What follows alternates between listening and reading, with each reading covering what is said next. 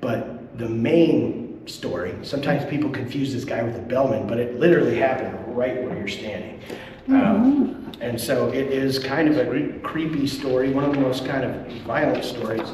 So do, send the kiddies away. But it involves a murder-suicide that happened on April 29th, 1975.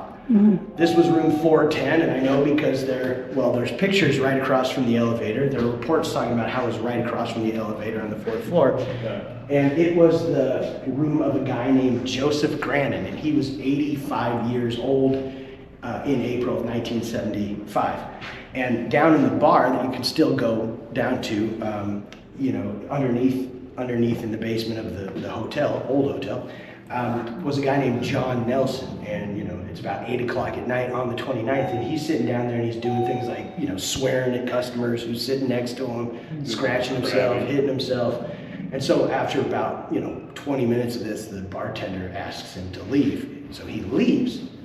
Now meanwhile, Grannon's sitting here watching TV, and he's just minding his own. Now people would later witness what happened, but only hear it.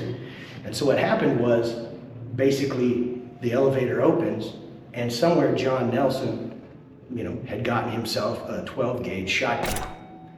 And so he's hitting the walls and screaming and doing all these things. Other people didn't come out, but Grannon's right here watching TV, probably annoyed. So he opens the door and says, what's going on here? And he's shot. Right here. Right here. And that's him right in front of this door here.